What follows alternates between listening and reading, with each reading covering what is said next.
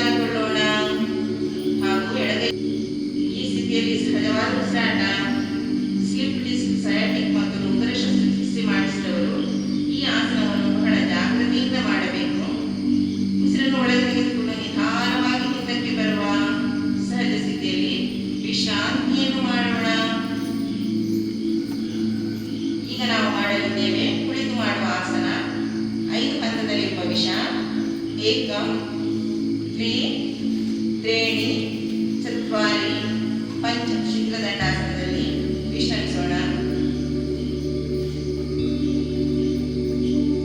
ಈಗ ನಾವು ಮಾಡಲಿದ್ದೇವೆ ಭದ್ರಾಸನ ಅಥವಾ ಭದ್ರಕೋನಾಸನ. ಭದ್ರ ಎಂದರೆ ದೃಢ ಎಂದರ್ಥ. ಕಾಲುಗಳನ್ನು ಮುಂದೆ ಚಾಚಿ ನೇರವಾಗಿ ಕುಳಿತುಕೊಳ್ಳೋಣ. ಕೈಗಳನ್ನು ಪೃಷ್ಠದ ಪಕ್ಕದಲ್ಲಿ ನೆಲಕ್ಕೆ ಇಟ್ಟುಕೊಳ್ಳೋಣ. ಇದನ್ನು ದಂಡಾಸನ ಎನ್ನುತ್ತಾರೆ. ಕಾಲುಗಳನ್ನು ಕೈಗಳ ಸಹಾಯದಿಂದ ಹತ್ತಿರಕ್ಕೆ ಎಳೆದುಕೊಂಡು ಮೂಲಾಧಾರದ ಬಳಿ ಇಟ್ಟುಕೊಳ್ಳೋಣ.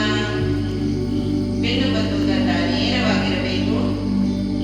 ಈ ಸ್ಥಿತಿಯಲ್ಲಿ ದೇಹವನ್ನು ಗಮನಿಸುತ್ತಾ ಸಹಜ ಉಸಿರಾಟದಲ್ಲಿ ಸ್ವಲ್ಪ ಹೊತ್ತು ಇರೋಣ. ಭದ್ರಾಸನ ಶರೀರವನ್ನು ದೃಢವಾಗಿಸುತ್ತದೆ. ದಂಡಾಸನ ಸ್ಥಿತಿಯಲ್ಲಿ ಕುಳಿತುಕೊಂಡಿದ್ದೇವೆ. ಕಾಲುಗಳನ್ನು ಮಡಚುವ. ಮೊದಲಿಗೆ ಬಲಕಾಲು. ಅಲ್ಲಿಂದ ಉಸಿರನ್ನು ಒಳಗೆ ತೆಗೆದುಕೊಳ್ಳುತ್ತಾ ದೇಹವನ್ನು ಹಿಂದಕ್ಕೆ ವಾಲಿಸಿ ಶ್ವಾಸವನ್ನು ನಿಧಾನವಾಗಿ ಹೊರಗೆ ಬಿಡುತ್ತಾ ಈ ಸ್ಥಿತಿಯಲ್ಲಿ ರಿಲ್ಯಾಕ್ಸ್ ಮಾಡೋಣ. ಸಹಜ ಉಸಿರಾಟ ಮಾಡುತ್ತಾ ಈ ಸ್ಥಿತಿಯಲ್ಲಿ 10 ರಿಂದ 15 ಸೆಕೆಂಡುಗಳ ಕಾಲ ಇರೋಣ. ಇದು ಅರ್ಧ ಉಷ್ಟ್ರಾಸನದ ಸ್ಥಿತಿ. ಈ ಅಭ್ಯಾಸದಿಂದ ಬೆನ್ನು ಹಾಗೂ ಕುತ್ತಿಗೆಯ ಮಾಂಸಖಂಡಗಳು ಸದೃಢವಾಗುತ್ತವೆ. ಮಲಬದ್ಧತೆ ಮತ್ತು ಬೆನ್ನು ನೋವಿನಿಂದ ಮುಕ್ತಿ ಸಿಗುತ್ತದೆ. ಹಿಂದಕ್ಕೆ ವಾಲುವಾಗ ಕುತ್ತಿಗೆ ನೋವಾಗದಂತೆ ಎಚ್ಚರ ವಹಿಸೋಣ. ದೃಷ್ಟಿದೋಷ ಇರುವವರಿಗೆ ಅತ್ಯಂತ ಪ್ರಯೋಜನಕಾರಿ. ಬೆನ್ನು ಹಾಗೂ ಕುತ್ತಿಗೆ ನೋವಿನಿಂದ ಆರಾಮ ನೀಡುತ್ತದೆ. ಶ್ವಾಸಕೋಶಕ್ಕೆ ಹೆಚ್ಚಿನ ಆಕ್ಸಿಜನ್ ಪೂರೈಕೆ ಮಾಡುತ್ತದೆ. ಹೊಟ್ಟೆಯ ಬೊಜ್ಜನ್ನು ಇಳಿಸುವಲ್ಲಿ ಸಹಾಯಕವಾಗಿದೆ. ಅಧಿಕ ರಕ್ತದೊತ್ತಡ, ಹೃದಯ ರೋಗ, ಹರ್ನಿಯಾ ರೋಗಿಗಳು ಈ ಆಸನವನ್ನು ಬಹಳ ಜಾಗ್ರತೆಯಿಂದ ಮಾಡಬೇಕು.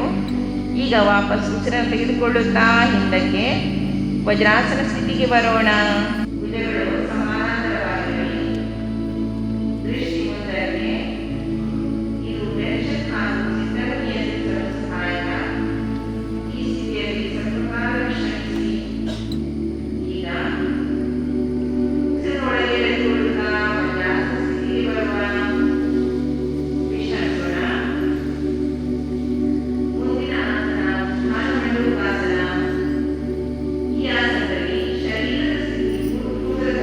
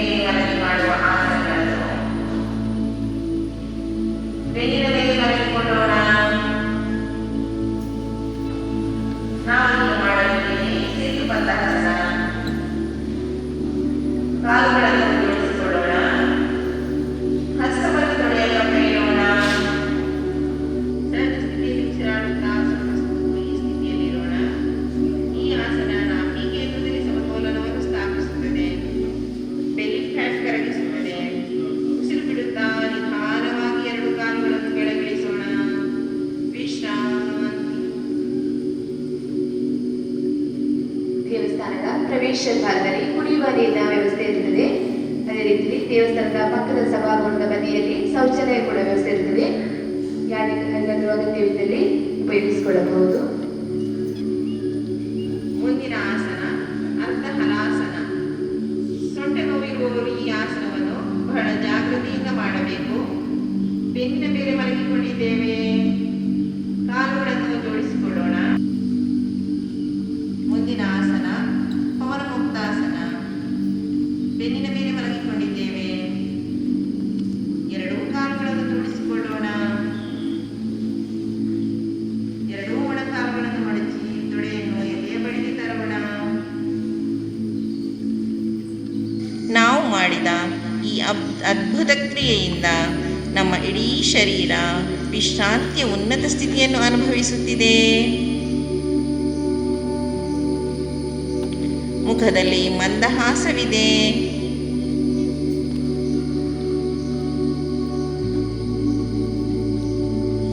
ಯಾವುದೇ ಚಿಂತೆ ಬೇಡ.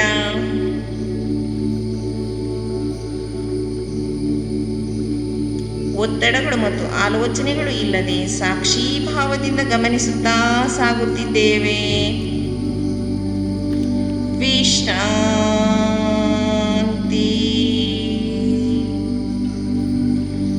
ವಿಶ್ರಾಂತಿ.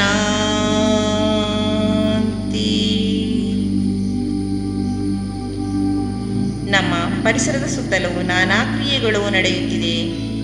ಪಂಚೇಂದ್ರಿಯಗಳ ಮೂಲಕ ನಾನು ಈ ಪ್ರಕೃತಿಯನ್ನು ಅನುಭವಿಸುತ್ತಾ ಇದ್ದೇನೆ. ಈ ಪ್ರಕೃತಿಯ ಶಬ್ದಗಳು, ಪಕ್ಷಿಗಳ ಕಲರವ, ಗಾಳಿಯ ಚಲನೆಯ ಶಬ್ದಗಳು, ಸುರಿಯುತ್ತಿರುವ ಮಳೆ ನೀರಿನ ಶಬ್ದ, ಇನ್ನಿತರ ಯಾವುದೇ ಶಬ್ದಗಳು ನನ್ನ ಏಕಾಗ್ರತೆಗೆ ಭಂಗ ತರುತ್ತಿಲ್ಲ. ಎಲ್ಲಾ ಶಬ್ದಗಳು ಕೇಳುತ್ತಿದ್ದರೂ ನಾನು ಆಳವಾದ ವಿಶ್ರಾಂತಿಗೆ ಜಾರುತ್ತಿದ್ದೇನೆ. ವಿಶ್ರಾಂತಿ ವಿಶ್ರಾಂತಿ. ಷಣ್ಮುಖ ದೇವರ ಸನ್ನಿಧಿಯಲ್ಲಿ ಯೋಗಾಸನ ಮಾಡಿದ ನಾನು ಹಾಗೂ ನನ್ನ ದೇಹದ ಆ ಸಪ್ತ ಚಕ್ರಗಳೂ ಜಾಗೃತಗೊಂಡಿವೆ. ನನ್ನ ದೇಹವು ಹಗುರಗೊಂಡಂತಹ ಅನುಭವವಾಗುತ್ತಿದೆ.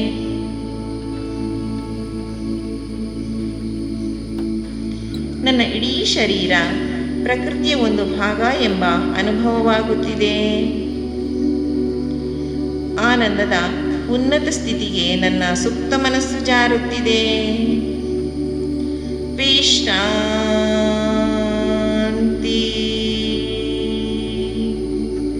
ವಿಶ್ರಾಂತಿ.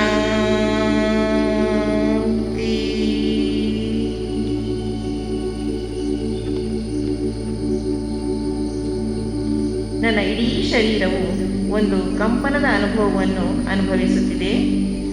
ದೇವರ ಆಶೀರ್ವಾದದ ಚೈತನ್ಯ ಶಕ್ತಿಯು ನೆತ್ತಿಯಿಂದ ಪಾದದವರೆಗೂ ಹರಿದಾಡುತ್ತಿದೆ. ನನ್ನಲ್ಲಿ ಇದ್ದಂತಹ ನ್ಯೂನತೆಗಳನ್ನು ಹೊರದೂಡುತ್ತಿದೆ.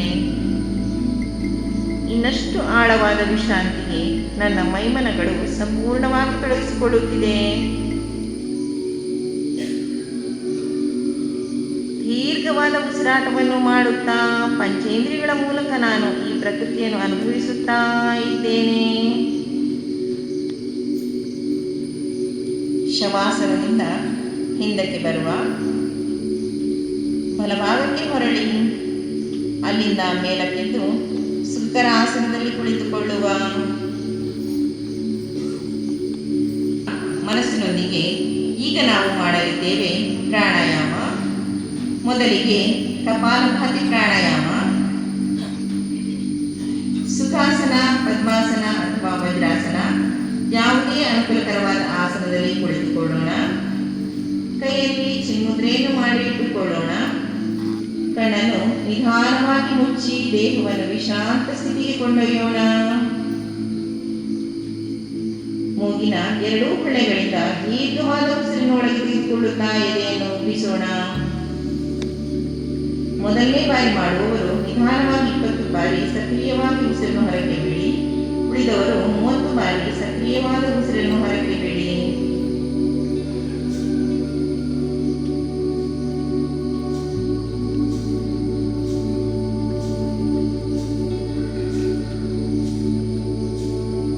ಇದು ಕಪಾಲಭಾತಿಯ ಒಂದು ಆವೃತ್ತಿ.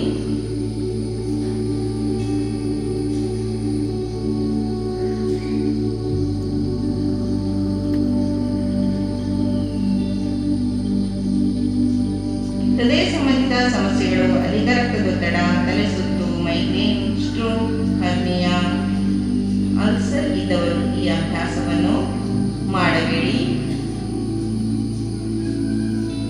3 ಸುತ್ತುಗಳು ಸಂಪೂರ್ಣವಾದ ಬಳಿಕ ದೇಹವನ್ನು ಗಮನಿಸುತ್ತಾ ವಿಶ್ರಮಿಸೋಣ.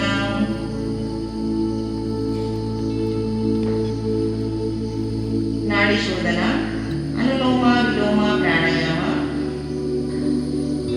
ಶರೀರವನ್ನು ಆರಾಮ ಸ್ಥಿತಿಗೆ ತನ್ನಿ. ಹಸ್ತವನ್ನು ಚಿನ್ಮುದ್ರೆ ಇಡಿ. ಬಲಗೈಯನ್ನು ನಾಸಿಕಾಗ್ರದ ಮೇಲಿಡಬೇಕು. ಬಲ ಹೆಬ್ಬೆರಳನ್ನು ಬಲಮೂಗಿನ ರಂಧ್ರದ ಮೇಲಿಡೋಣ. ಈಗ ಎಡನಾಸಿಕ ರಂಧ್ರದಿಂದ ದೀರ್ಘ ಉಸಿರನ್ನು ಎಳೆದುಕೊಳ್ಳಬೇಕು. ಬಲನಾಸಿಕ ರಂಧ್ರದಿಂದ ಉಸಿರನ್ನು ಹೊರಗೆ ಬಿಡೋಣ. ಮುಂದಿನ ಬಾರಿ ಬಲನಾಸಿಕ ರಂಧ್ರದಿಂದ ದೀರ್ಘ ಶ್ವಾಸವನ್ನು ಎಳೆದುಕೊಳ್ಳಿ. ಎಡನಾಸಿಕ ರಂಧ್ರದಿಂದ ಉಸಿರನ್ನು ಹೊರಗೆ ಬಿಡೋಣ. ಇದು ನಾಡಿ ಶೋಧನಾ ಪ್ರಾಣಾಯಾಮದ ಒಂದು ಆವರ್ತ. ಇನ್ನು 4 ಆವರ್ತನಗಳನ್ನು ಪೂರ್ಣಗೊಳಿಸೋಣ. ಶ್ವಾಸ ನಿಧಾನ, ಸ್ಥಿರ ಹಾಗೂ ಕೇಂದ್ರೀಕೃತವಾಗಿರಬೇಕು.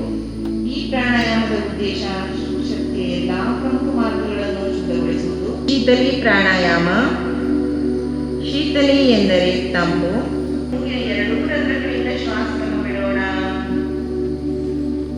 ಇದು ಶೀತಲಿ ಪ್ರಾಣಾಯಾಮದ ಒಂದು ಆವರ್ತ. ಇನ್ನು 2 ಬಾರಿ ಪುನರಾವರ್ತಿಸೋಣ.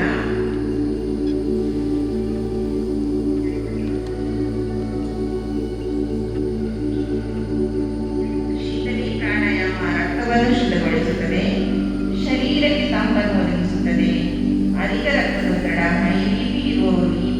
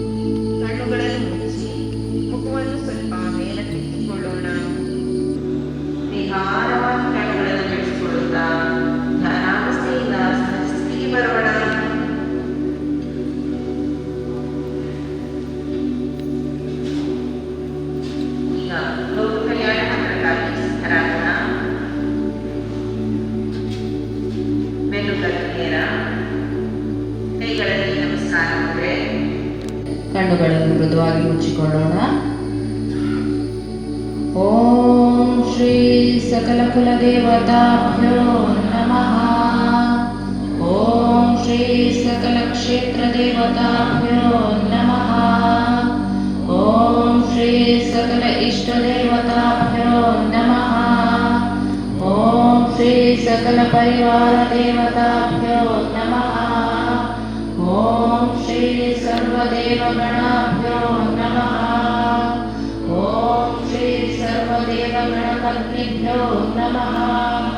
ಶ್ರೀ ಪತಂಜಲಿ ಯೋಗ ಶಿಕ್ಷಣ ಸಮಿತಿ ರಿಜಿಸ್ಟರ್ಡ್ ಕರ್ನಾಟಕ ಇದರ ವತಿಯಿಂದ ಯೋಗ ಜೀವನ ದರ್ಶನದ ಮೂಲಕ ಸನಾತನ ಸಂಸ್ಕೃತಿಯನ್ನು ಜೀವನ ಪದ್ಧತಿಯನ್ನು ವಿಶ್ವದಾದ್ಯಂತ ನಿರ್ವಿಘ್ನವಾಗಿ ಜಾಗೃತಿಗೊಳಿಸಲು ಸಹಕರಿಸಬೇಕೆಂದು ಪ್ರಕೃತಿ ಮಾತೆಯನ್ನು ಪ್ರಾರ್ಥಿಸಿಕೊಳ್ಳುತ್ತೇನೆ. ನಾನು SPYSSನಲ್ಲಿ ಪಡೆದ ಶಿಕ್ಷಣವನ್ನು ಸ್ವಂತಕ್ಕೆ ಸ್ವಲ್ಪ ಸಮಾಜಕ್ಕೆ ಸರ್ವಸ್ವ ಎಂಬ ಧ್ಯೇಯೋದ್ದೇಶದೊಂದಿಗೆ ಅಳವಡಿಸಿಕೊಂಡು ನಿರಂತರವಾಗಿ ಅಭ್ಯಾಸ ಮಾಡುತ್ತಾ ಆಜೀವ ಪರ್ಯಂತ ಸಕಲರಿಗೂ ಪರಿಚಯ ಮಾಡಿಕೊಡುತ್ತೇನೆ ಎಂದು ಸಂಕಲ್ಪ ಮಾಡುತ್ತೇನೆ. 2 ಪ್ರದಕ್ಷಿಣೆ.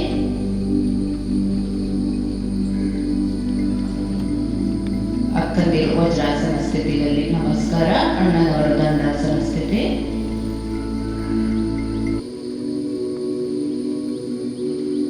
ಎಲ್ಲರೂ ಮೇಲಕ್ಕೆ ಬಂದು ವೇದಿಕೆಯತ್ತ ಮುಖ ಮಾಡಿಕೊಳ್ಳೋಣ.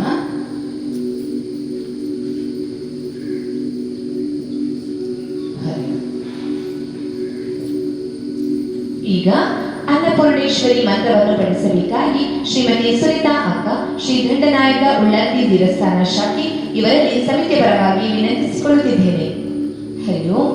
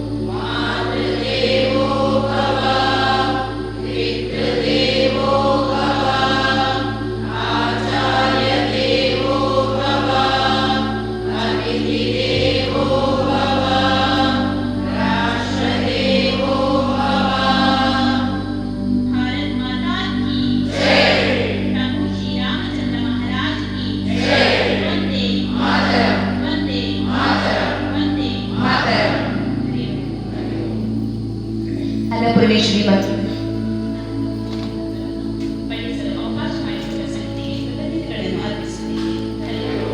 ಅನ್ನಪೂರ್ಣೇಶ್ವರಿ ಮಂತ್ರವನ್ನು ಪಠಿಸಿದಂತಹ ಶ್ರೀಮತಿ ಸುನಿತಾ ಅಕ್ಕ ಇವರಿಗೆ ಸಮಿತಿಯ ಪರವಾಗಿ ವಂದನೆಗಳನ್ನು ಅರ್ಪಿಸುತ್ತಿದ್ದೇನೆ. ಹರಿ ಓಂ. ಇಂದಿನ ಈ ಅವಿಸ್ಮರಣೀಯ ಕಾರ್ಯಕ್ರಮದಲ್ಲಿ ಎಲ್ಲರೂ ಅತ್ಯಂತ ಉತ್ಸಾಹದಿಂದ ಭಾಗವಹಿಸಿ ಯೋಗಾಭ್ಯಾಸವನ್ನು ಮಾಡಿರುತ್ತಾರೆ. ಈ ಯಶಸ್ಸಿಗೆ ಕಾರಣೀಭೂತರಾದವರಿಗೆ ವಂದನೆಗಳನ್ನು ಸಮರ್ಪಿಸಲು ಬರುತ್ತಿದ್ದಾರೆ ಶ್ರೀಯುತ ಹೇಮಚಂದ್ರ ಅಣ್ಣ, ಶ್ರೀ ಭಾರತ್ ಮಾತಾ ಶಾಖೆ ಕಲ್ಲೇಗ ಇವರನ್ನು ವೇದಿಕೆಗೆ ಸ್ವಾಗತಿಸುತ್ತಾ ಸಮಿತಿಯ ಪರವಾಗಿ ವಿನಂತಿಸಿಕೊಳ್ಳುತ್ತಿದ್ದೇನೆ. ಹರಿ ಓಂ. ಶ್ರೀ ಗುರುಭ್ಯೋ ನಮಃ. ಪ್ರಥಮ ಪೂಜಿತನಾದ ಮಹಾಗಣಪತಿಯನ್ನು ಮನಸ್ಸಿನಲ್ಲಿಯೇ ಸ್ಮರಿಸುತ್ತಾ ಕ್ಷೇತ್ರ ದೇವರಾದ ಕೆಮ್ಮಿಂಜೆ ಶ್ರೀ ಷಣ್ಮುಖ ಸುಬ್ರಹ್ಮಣ್ಯ ಶ್ರೀ ಮಹಾವಿಷ್ಣು ದೇವರಿಗೆ ವಂದಿಸುತ್ತಾ ಎಲ್ಲರಿಗೂ ಶುಭ ಮುಂಜಾನೆಯ ಶುಭ ಕಾಮನೆಗಳೊಂದಿಗೆ ನಾನು ಹೇಮಚಂದ್ರನ ಭಾರತ ಮಾತಾ ಕಲ್ಲೇಗ ಶಾಖೆ. ಹರಿ ಓಂ. ಇಂದಿನ ಕಾರ್ಯಕ್ರಮದಲ್ಲಿ ದೀಪ ಪ್ರಜ್ವಲನೆ ಮಾಡಿ ಶುಭ ನುಡಿಗಳನ್ನಾಡಿದ ಶ್ರೀಯುತ ಕೇಶವ ಪೂಜಾರಿ ಅಣ್ಣ ಬೆದ್ರಾಳ, ಅಧ್ಯಕ್ಷರು ವ್ಯವಸ್ಥಾಪನಾ ಸಮಿತಿ ಕೆಮ್ಮಿಂಜೆ, ಶ್ರೀ ಷಣ್ಮುಖ ಸುಬ್ರಹ್ಮಣ್ಯ ಶ್ರೀ ಮಹಾವಿಷ್ಣು ದೇವಸ್ಥಾನ ಮತ್ತು ಉಪಸ್ಥಿತರಾದ ಎಲ್ಲ ಪ್ರಮುಖರಿಗೂ ಸಮಿತಿಯ ಪರವಾಗಿ ವಂದನೆಗಳನ್ನು ಅರ್ಪಿಸುತ್ತಿದ್ದೇನೆ. ಹರಿ ಓಂ.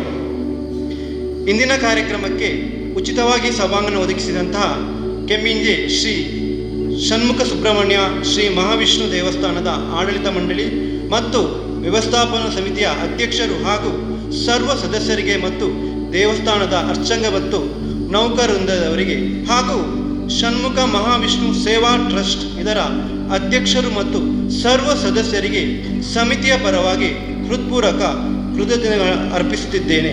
ಹರಿ ಓಂ. ಇಂದಿನ ಕಾರ್ಯಕ್ರಮದಲ್ಲಿ ಭಜನೆಯನ್ನು ಹಾಡಿದಂಥ ಹಾಗೂ ಅಮೃತವಚನವನ್ನು ವಾಚಿಸಿದ ಹಾಗೂ ಪಂಚಾಂಗವನ್ನು ಪಠಿಸಿದ ಹಾಗೂ ವಿವರಣೆ ಮತ್ತು ಪ್ರಾತ್ಯಕ್ಷತೆಯನ್ನು ನೀಡಿದಂತಹ ತಾಲೂಕು ಸಮಿತಿಯ ಎಲ್ಲ ಶಿಕ್ಷಕರಿಗೆ ಸಮಿತಿಯ ಪರವಾಗಿ ವಂದನೆಗಳನ್ನು ಅರ್ಪಿಸುತ್ತಿದ್ದೇನೆ. ಹರಿ ಓಂ.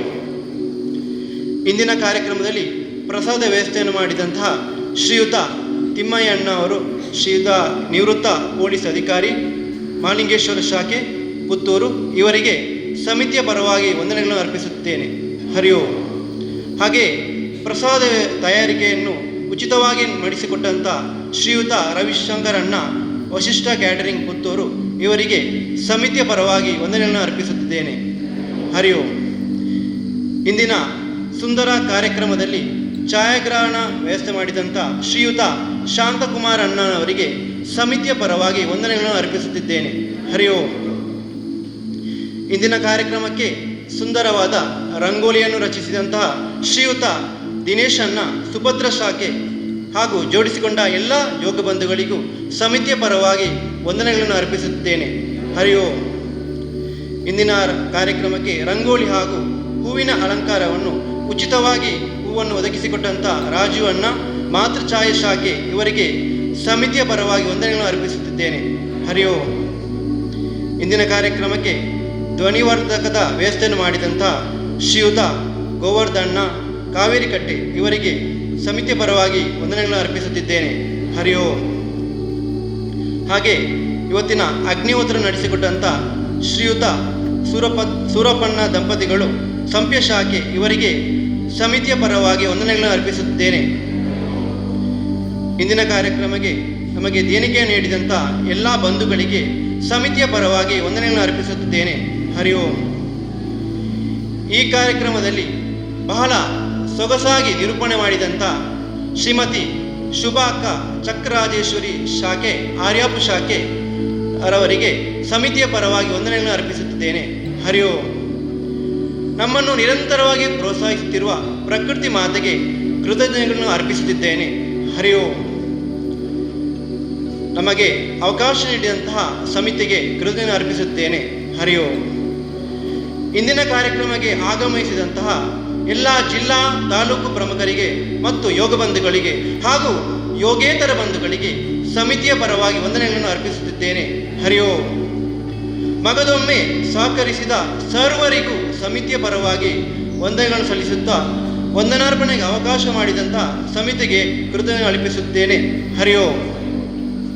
ಹರಿ ಓಂ. SPYSS ಅಂದರೆ ಶ್ರೀ ಪತಂಜಲಿ ಯೋಗ ಶಿಕ್ಷಣ ಸಮಿತಿ ರಿಜಿಸ್ಟರ್ಡ್ ಕರ್ನಾಟಕ. ಸಂಕ್ಷಿಪ್ತವಾಗಿ ಹೇಳುವುದಾದರೆ, ಈ ನಮ್ಮ ಸಮಿತಿ ಸುಮಾರು 45 ವರ್ಷಗಳ ಹಿಂದೆ ತುಮಕೂರಿನಲ್ಲಿ ಹುಟ್ಟಿ ಈಗ ವಿಶ್ವದಾದ್ಯಂತ ಒಂದು ದೊಡ್ಡ ಹೆಮ್ಮರವಾಗಿ ಬೆಳೆದು ನಿಂತಿದೆ. ಇದು ನಮ್ಮ ಸಮಿತಿಯ ಬಗ್ಗೆ ಒಂದು ಕಿರು ಪರಿಚಯ.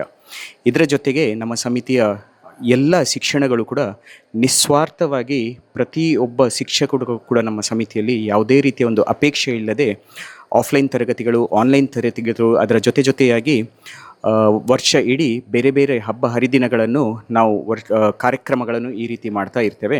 ಅದರಲ್ಲಿ ಒಂದಾಗಿರುವಂಥ ಕಾರ್ಯಕ್ರಮ ಈ ಅಂತಾರಾಷ್ಟ್ರೀಯ ಯೋಗ ದಿನಾಚರಣೆ.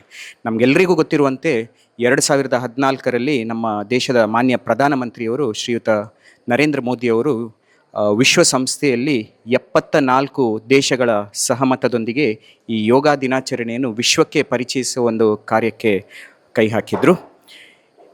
ಈ ಒಂದು ಉದ್ದೇಶದಿಂದ ನಮ್ಮ ಸಮಿತಿ ಪ್ರತಿ ವರ್ಷ ಜಿಲ್ಲಾ ಮಟ್ಟದಲ್ಲಿ, ತಾಲೂಕು ಮಟ್ಟದಲ್ಲಿ ಈ ರೀತಿ ಎಲ್ಲ ಯೋಗ ಬಂಧುಗಳನ್ನು, ಯೋಗೇತರ ಬಂಧುಗಳನ್ನು, ಊರಿನ ಜನರನ್ನೆಲ್ಲ ಸೇರಿಸಿ ಯೋಗದ ಕಾರ್ಯಕ್ರಮವನ್ನು ನಾವು ಆಚರಿಸ್ತಾ ಇದ್ದೇವೆ. ಈ ವರ್ಷ ವಿಶೇಷವಾಗಿ ಹೇಳಬೇಕಾದ್ರೆ ನಮ್ಮ ಜಿಲ್ಲಾ ಮಟ್ಟದ ಕಾರ್ಯಕ್ರಮ ಮಂಗಳೂರಿನಲ್ಲಿ ನೂತನವಾಗಿ ಉದ್ಘಾಟನೆಗೊಂಡಿರುವಂಥ ಜಿಲ್ಲಾಧಿಕಾರಿಯ ಕಚೇರಿಯ ಆವರಣದಲ್ಲಿಯೇ ಮಂಗಳೂರು ಮಟ್ಟದಲ್ಲಿ ನಡೀತಾ ಇದೆ. ಹಾಗೆ ಪುತ್ತೂರಿನ ನಮ್ಮ ತಾಲೂಕು ಮಟ್ಟದಲ್ಲಿ ಈ ಕಾರ್ಯಕ್ರಮ ಪುತ್ತೂರು ಕೆಮಿಂಜೆ ದೇವಸ್ಥಾನ ಷಣ್ಮುಖ ಸುಬ್ರಹ್ಮಣ್ಯ ಮಹಾವಿಷ್ಣು ದೇವಸ್ಥಾನದಲ್ಲಿ ನಡೀತಾ ಇದೆ.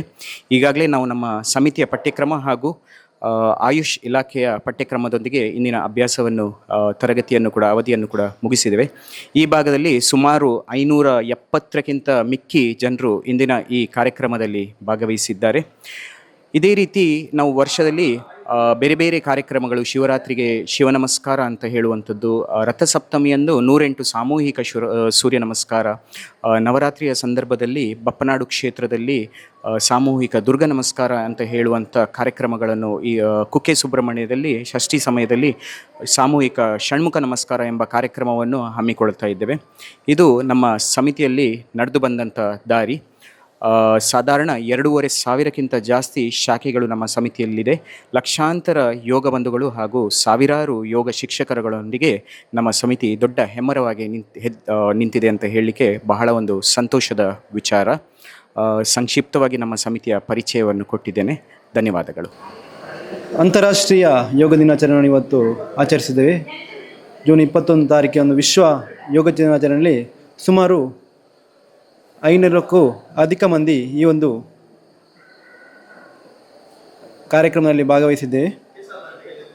ಈ ಒಂದು ಶಿಬಿರದಲ್ಲಿ ದೀಪ ಪ್ರಜ್ವಲನೆ ಮಾಡಿದಂಥ ಶ್ರೀಯುತ ಕೇಶವ ಪೂಜಾರಿ ಅಣ್ಣ ಬೆದ್ರಾಳ ಅಧ್ಯಕ್ಷರು, ವ್ಯವಸ್ಥಾಪನಾ ಸಮಿತಿ ಕೆಮ್ಮಿಂಜೆ, ಶ್ರೀ ಷಣ್ಮುಖ ಸುಬ್ರಹ್ಮಣ್ಯ ಶ್ರೀ ಮಹಾವಿಷ್ಣು ದೇವಸ್ಥಾನ ಹಾಗೂ ಎಲ್ಲ ಪ್ರಮುಖರಿಗೆ ಸಮಿತಿಯಲ್ಲಿ ಜೋಡಿಸಿಕೊಂಡಿದ್ದಾರೆ. ಹಾಗೆ ಇಂದಿನ ಕಾರ್ಯಕ್ರಮಕ್ಕೆ ಅವರಿಗೆ ಉಚಿತವಾಗಿ ಸಭಾಂಗಣವನ್ನು ಶ್ರೀ ಕೆಮ್ಮಿಂಜೆ ಷಣ್ಮುಖ ಸುಬ್ರಹ್ಮಣ್ಯ ದೇವಸ್ಥಾನ ಹಾಗೂ ಮಹಾವಿಷ್ಣು ದೇವಸ್ಥಾನ ಆಡಳಿತ ಮಂಡಳಿ ಮತ್ತು ವ್ಯವಸ್ಥಾಪನಾ ಸಮಿತಿ ಅಧ್ಯಕ್ಷರು ಹಾಗೂ ಸರ್ವ ಸದಸ್ಯರು ಹಾಗೂ ದೇವಸ್ಥಾನ ಅರ್ಚಕ ಮತ್ತು ನೌಕರ ವೃಂದದವರಿಗೆ ಹಾಗೂ ಷಣ್ಮುಖ ಮಹಾವಿಷ್ಣು ಸೇವಾ ಟ್ರಸ್ಟ್ ಇದರ ಅಧ್ಯಕ್ಷರು ಮತ್ತು ಸರ್ವ ಸದಸ್ಯರಿಗೆ ಸಮಿತಿಯ ಪರವಾಗಿ ನಾವು ಆರ್ಥಿಕ ಕೃತಜ್ಞತೆ ಸಲ್ಲಿಸುತ್ತಿದ್ದೇನೆ. ಈ ಒಂದು ಕಾರ್ಯಕ್ರಮದಲ್ಲಿ ನಾವು ಎಲ್ಲರೂ ಜೊತೆಗೂಡಿಸಿಕೊಂಡು ಮುಂದಿನ ದಿನಗಳಲ್ಲಿ ಇನ್ನೂ ಹೆಚ್ಚಿನ ಸಂಖ್ಯೆಯಲ್ಲಿ ಜೋಡಿಸಿಕೊಳ್ಳುವ ಪ್ರಯತ್ನವನ್ನು ಹಾಗೂ 500ಕ್ಕೂ ಮಿಕ್ಕಿ ಸಂಖ್ಯೆಯನ್ನು ಜೋಡಿಸಿಕೊಂಡು ಮುಂದಕ್ಕೆ 1000ವನ್ನು ದಾಟುವ ಒಂದು ನಮ್ಮ ನಿರೀಕ್ಷೆಯನ್ನು ಇರುತ್ತಾ ಈ ಒಂದು ಕಾರ್ಯಕ್ರಮ ಜೋಡಿಸಿಕೊಂಡಂಥ ಎಲ್ಲ ಯೋಗ ಬಂಧುಗಳಿಗೆ ಸಮಿತಿಯ ಪರವಾಗಿ ವಂದನೆಗಳನ್ನು ಅರ್ಪಿಸುತ್ತೇನೆ. ಹರಿ ಓಂ. ಸುದ್ದಿ ಚಾನಲ್, ಕ್ಷಣ ಕ್ಷಣದ ಸುದ್ದಿಗಾಗಿ.